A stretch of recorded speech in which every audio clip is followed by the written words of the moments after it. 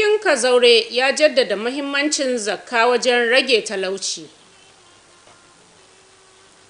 Ƙungiyar mata manoma ta raba kayan abinci da kuɗi ga mata 42,000 a Aujara a ƙarƙashin shirin Icon. Hakimin Sarawa ya naɗa shugaban ƙaramar hukumar kafin Hausa a matsayin wamban Sarawa na farko. Assalamu alaikum masu kallonmu, barkanmu da sake saduwa a wannan sabon shiri na kumban labarai.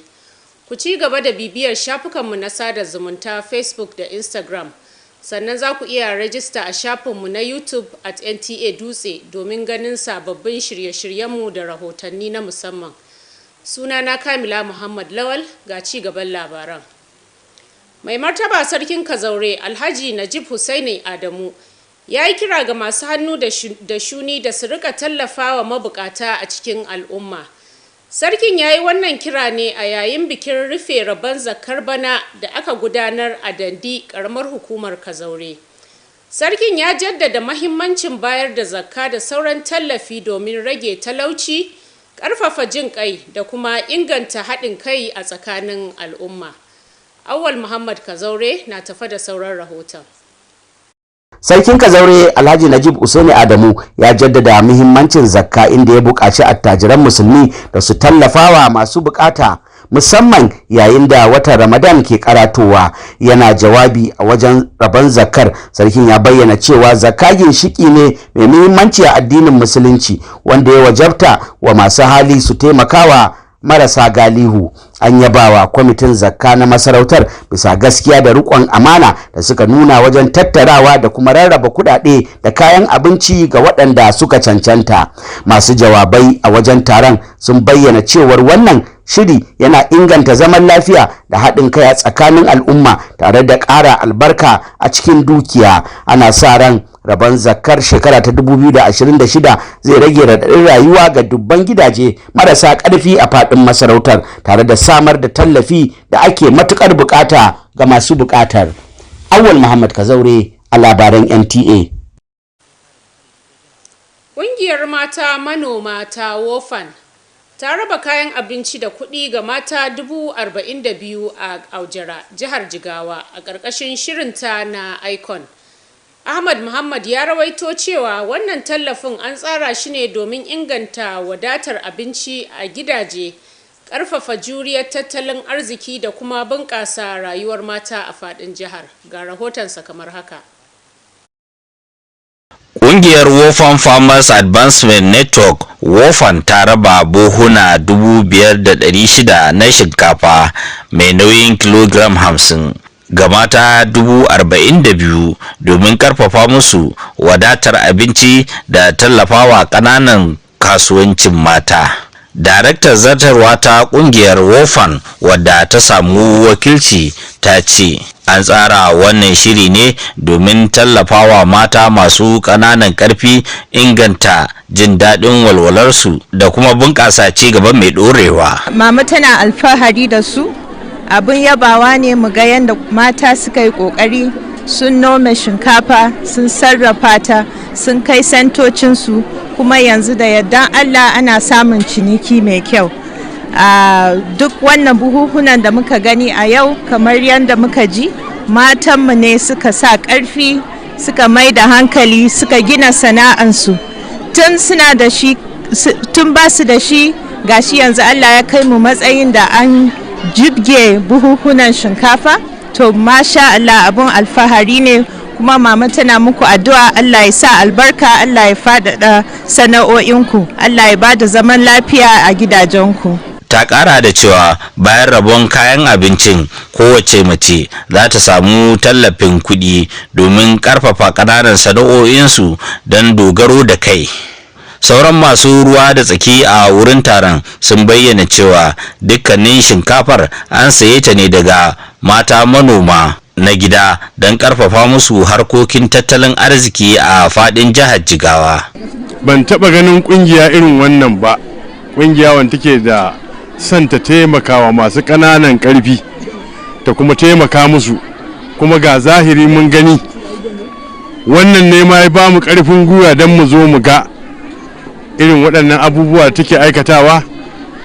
Da fatan babu abin da za mu ce sai dai addu'a, Allah ya saka musu da alheri. Muna ba su wannan shawarar, muna fata kuma za su yi amfani da wannan shawarar domin inganta rayuwarsu kamar yadda ita munufofan shine ta inganta rayuwar al'amari. Wallahi ban taba ganin kungiyar da take yin quick action akan abubuwa irin wannan ba. Da wannan shinkafa da aka sayar da an sayar da a hannun mata masu zazzaba yan kungiya wanda kuma suka amfana da tallafin kayan noman, bayan sun yi roban su don aka zo aka sai kayan su da daraja, duk kuma hukumar roban ce tai, duk wanda abin da hukumar roban tai ba bashi ta bayar ba, kyauta ta bayar, sannan kuma ta zo da sai kayan da daraja. Matan da aka gaskaya da kafafuwansu matasa ne 'yan shekara 18 zuwa 35. Sun ce wannan shiri na daga cikin manya-manyan tsare-tsare na kungiyar wofan na farfado da tattalin arziki da bunƙasa rayuwar al'umma. Matan da suka amfana da wannan shiri sun fito ne daga rukunai 150 daga ƙananan hukumomi 13 na jihar Jigawa. Ahmad Muhammad a labarin NTA. Wata ɗaliba a mataki na 5 a fannin kula da dazuzzuka da dabbobin daji da ke jami'ar tarayya da ke Dutse ta yi kira ga ɗaliban Najeriya da su ƙirƙiro damar kasuwanci domin samun dogaro da kai da kuma bunƙasa ci gaban al'umma. Da take jawabi a wajen bikin buɗe cibiyar kasuwancinta na abinci mai suna Indopreneur Hub da ke cikin harabar jami'ar, Aisha Bariya Baffa ta bayyana yadda ta fara kasuwancin abinci tun daga mataki na 2 da ƙaramin bokiti, inda ta ce tafiyar ta manufa ce wadda za ta ƙarfafa abokan karatunta su zama masu dogaro da kai. Hauwa Halliru Haruna ta halarci bikin kuma ga rahoton da ta kawo mana. A jami'ar tarayya ta Dutse wato FUD, wani babban sauyi na musamman yana faruwa, wani yunkuri ba na wani babban hanshakin dan kasuwa ba, illa yunkuri ne na Aisha Bariya Baffa, ɗaliba a matakin ƙarshe wato level 5. Labarin Aisha, wanda ya faro daga ɗakin kwanan ɗalibai har zuwa mallakar babban shagon cin abinci wato hub, ya sake fassara ma'anar zama ɗalibi a Najeriya ƙarni na 21. Daga bokiti zuwa shago, labarin Aisha ya samo asali ne tun tana mataki na 2 wato level 2, lokacin da ta fahimci akwai babban gibi a sashen faculty ɗinsu wanda ke da ɗalibai akalla sama da 600, amma babu wurin cin abinci ko guda ɗaya. Yau ne ranar bikin buɗe wannan branch na Indopreneur Company, a branch in Indopreneur Foods. Ina mika sakon godiya da dukkan wanda suka zo taya ni murna da kuma suka yadda da support da suke bani. Ina matukar jin daɗi, sannan kuma wannan kira ne ga sauran ɗalibai da suke da sana'a da wanda kuma suke da shirin fara sana'a. This is an inspiration to them and it should serve as a motivation. Hakan ya sa ta yanke shawarar samar da mafita, inda ta fara da sayar da kayan ciye-ciye a cikin bokiti, tana yawo daga ɗakunan kwanan ɗalibai. Ita dai harkar girki ta koye shi ne daga mahaifiyarta wato ƙwararriyar mai abinci wato ketera. A yau wannan bokiti ya zama tarihi domin ta mayar da shi babban shago da take kira Indopreneur Food Hub.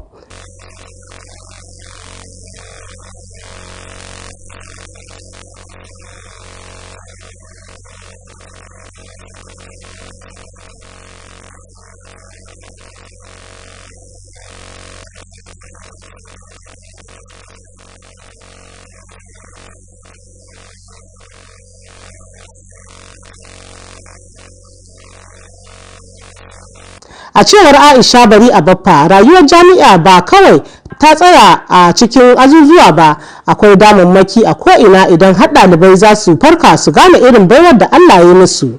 Aisha ta bayyana kanta a matsayin 'yar kasuwa mai kishin al'umma, inda ta ce wannan wuri nata ba wai gidan abinci ba ne kawai, illa wuri ne da aka samar domin ba wa ɗalibai ƙarfin gwiwa, koyar da dogaro da kai, sannan tallafa al'umma ta hanyar samar da ayyukan yi da kuma sayan kayan abinci daga manoman yankin. Aisha tana kira ga sauran ɗalibai a faɗin Najeriya da su daina jiran lokacin da ya dace. Ta yi amanna da cewar da rarrafe yaro kan tashi. Ƙarshen rahoton kenan. Hauwa Hallar Haruna, kumban labarai. Hakimin Sarawa Sa'in Hadeja Alhaji Musa Ibrahim ya naɗa shugaban ƙaramar hukumar kafin Hausa Abdullahi Sa'idu na layi sarautar Wamban Sarawa na farko. An gudanar da bikin naɗin sarautar ne a fadar Sarawa da ke cikin ƙaramar hukumar kafin Hausa a jihar Jigawa. Ga rahoton Ahmad Muhammad. Taron ya samu halartar manyan jami'an gwamnati, 'yan siyasa, sarakunan gargajiya da kuma manyan 'yan kasuwa. Masu jawabai a wurin bikin sun bayyana naɗi a matsayin wanda ya dace, suna mai cewa ya cancanta bisa la'akari da biyayya, ƙwarewa ta shugabanci da kuma jajircewa wajen ci gaban al'umma. A jawabinsa, shugaban karamar hukumar kafin Hausa Abdullahi Sa'idu na layi ya mika godiyarsa ga gwamnan jihar Jigawa Umar Namadi da sarkin Hadeja Adamu Abubakar Maje bisa amincewar da kuma goyon bayan da suka ba nadinsa. Bayan kammala bikin nadin sarautan, 'yan uwa da abokan arzika masoya suka raka Wamban Sarawa zuwa kafin Hausa, inda aka tarbe shi cikin farin ciki da annashuwa.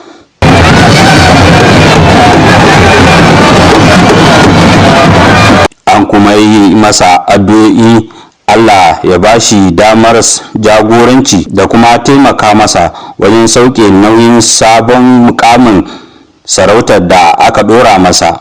Daga cikin manyan baki da suka halarci nadin sarautar akwai kakakin majalisar dokokin jihar Jigawa Haruna Aliyu Danjatin da dan majalisa mai wakiltar kafin Hausa Na'im Adamu, tare da sauran fitattun 'yan siyasa da 'yan kasuwa, wakilan al'umma da suka halarci bikin. Ahmad Muhammad a labarin NTA. To Allah ya taya riko. Da wannan rahoto muka zo ƙarshen wannan shiri namu na kumban labarai. Ku ci gaba da kasancewa tare da mu domin kawo muku fassararsa cikin harshen Turanci. Mu kwana lafiya. Wata mai tsarki na Ramadana ya sake dawowa. Wata na biyayya ga Allah, wata na rabo da kyautatawa jama'a tare da kulawa da mabukata, kuma mafi muhimmancin wata ne na yin alkhairai ga kowa. Ku raba daɗin ɗanɗanon madaran pig da 'yan uwa da abokanai na kusa da nesa. Ramadan Karim. Pig, rich for young pig.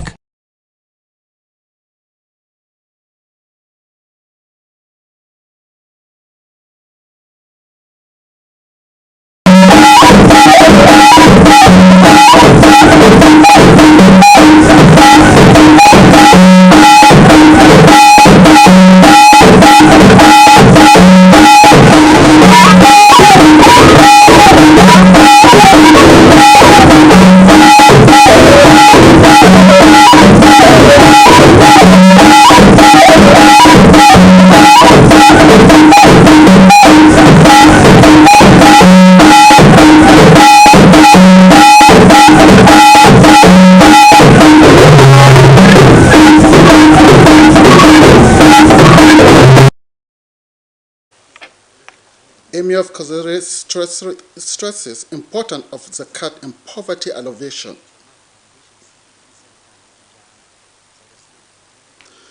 Women Farmer Advancement Network distribute food cash to 42,000 women in Aujara under ICON initiative. And District Head of Sarawak to ban Kafin Hausa Local Government Chairman as first ever won by Sarawak. Good evening. Welcome to Nta Dutse News. You can watch Nta Dutse live on Facebook and Instagram. And don't forget to subscribe to Nta Dutse on YouTube for the latest and updated inclusive stories. I'm Ali Abdul Karim. Emir of Kazore Alhaji Najib Sanusi Adamu called on wealthy individuals to further support the needy in the community. The Emir made this appeal during the ceremony marking the conclusion of this year's zakat distribution held in Dundee, Kazauri. He emphasized the importance of giving zakat and other forms of assistance to help reduce poverty, promote compensation, and strengthen unity within this society. Awal Muhammad Kazauri reports. The Emir of Kazaure, Najib Usaini Adamu, has emphasized the importance of zakat, urging wealthy Muslims to support those in need, especially with Ramadan approaching. Speaking at the zakat distribution event, the Emir said that zakat is a fundamental pillar of Islam, making it obligatory for affluent individuals to assist the less privileged. The Emirate Zakat Committee was commended for its transparency and commitment in collecting and distributing funds and food items to deserving beneficiaries. Speakers at the event noted that the initiative promotes peace, social harmony, and increases blessings in wealth. The 2026 Zakat distribution is expected to significantly ease the burden of thousands of vulnerable households across the Emirate, providing much-needed support to those in need. In Dutse, Awal Muhammad Kazaure, NTA News. The Women Farmers Advancement Network, WOFAN, has distributed food items and cash to 42,000 women in Aujara, Jigawa State under its ICON initiative. Ahmed Mohammed reports that the intervention is designed to improve household food security, strengthening economic resilience, and enhances the livelihood of women across the state. The report. The Women Farmers Advancement Network, WOFAN, has distributed 5,600 bags of 50 kilograms rice to 42,000 women to boost food security and supports. The executive director, WOFAN represented, said the intervention was designed to assist vulnerable women, improve household welfare, and promote sustainable development. We are proud of the groups here for the laudable achievements they have made. Right from, if you look at the bags by the side, the women are the ones who have produced it, processed it, packaged it, and today all these bags have been purchased from them. This is really an indication of how women empowerment is, and we're praying to Almighty Allah to continue to bless them and increase them and give them happiness within their homes and give us peace within the country at large. She added that beyond the food distribution, each beneficiary will also receive financial support to strengthen small businesses and encourage self-reliance. Other stakeholders disclosed that the rice was purchased directly from the local women farmers to stimulate agricultural production and enhance economic activities within the states. They said the initiative is part of the WOFAN broader strategy to strengthen economic resilience and improve the livelihood of the women across the Jigawa State. If they can utilize this rice, not purchasing it from their capital, maybe at the end of the Ramadan, their capital will remain with them and they will continue operating their business. So that is the target, and we are advising them to reach this target so that our aim and target of WOFAN will be achieved. It is the women group that process the rice, pack it and sell it to the WOFAN. Then today WOFAN is distributing it to that particular group.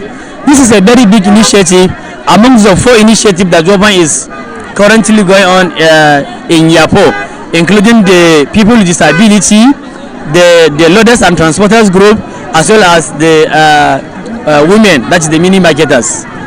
The beneficiaries, drawn from 150 women cluster across 13 local government areas, received the bags of the rice. Ahmed Mohammed, NTA News.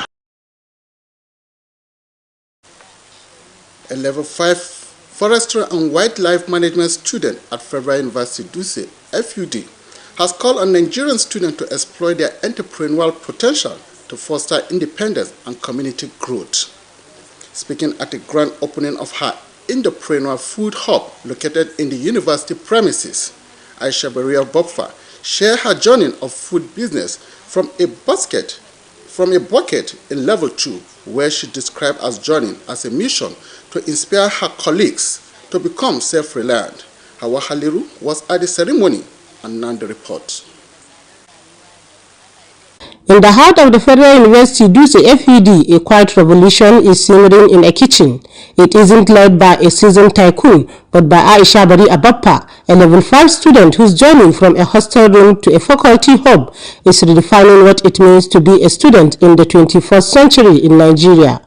From a bucket to a brand, Aisha's story began in level 2 as she noticed a glaring void in her faculty with over 600 students but have no place for students to eat, hence the need for an eatery. She started with nothing but a bucket and a vision, selling snacks from one hostel to another. She sells home-cooked food inspired by her mother, a professional caterer. Today, that bucket has been replaced by a big space, a physical eatery she calls the Indopreneur Food Hub. We want students and the youth in general to believe that they can achieve a lot, and then whatever you do, try to make an impact in whatever you do, in wherever you find yourself, and make sure that whenever you are growing, you lift others. That's the process of growth. Aisha Bari Abappa said university life is not just about the four walls of a lecture hall. There are opportunities everywhere if students are willing to wake up and realize their potentials.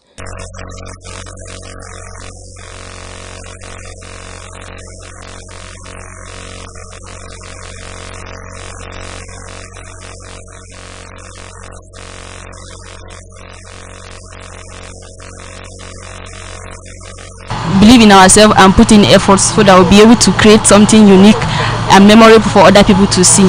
So students should be able to stand up, they should work, look for handwork, because white collar jobs nowadays are not really available. So at least what can you do? When they ask what can you do, that's what really matters. So our advice, every other student should be able to have something at hand to do.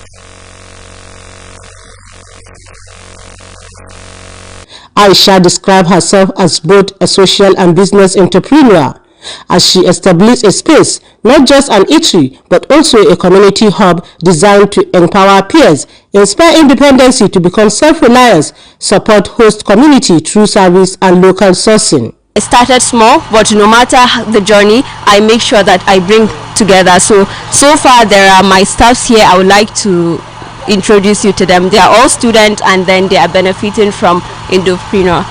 Aisha is calling on her fellow students across Nigeria to stop waiting for the right time. She believes that starting small, even with a bucket, is the only way to eventually own a building. Hawa Hanera Haruna, NTA News. The district head of Sarawa, Sani Hadeja Musa Ibrahim, has turbaned the chairman of Kapanhausa Local Government Council, Abdullahi Saidu Nalai, as the first ever one by Sarawa. The coronation ceremony took place at the palace in Sarawa, located in Kapanhausa Local Government area of Jigawa State. Ahmed Mohammed reports. The event drew the attendance of top government officials, politicians, traditional rulers, and business leaders. Speakers at the ceremony described the appointment as a well-deserved, citing the council chairman's loyalty, leadership, quality, and commitment to community development. In his acceptance speech, Abdullahi Said Nalai expressed gratitude to the governor of Jigawa State, Umar Namadi, and the emir of Hadeja, Adamu Abakar Maji, for approving and supporting his appointment. Following the turbaning ceremony, family members, friends, and well-wishers accompanied the new Wamban Sarawa to Kapanhausa, where he was warmly received.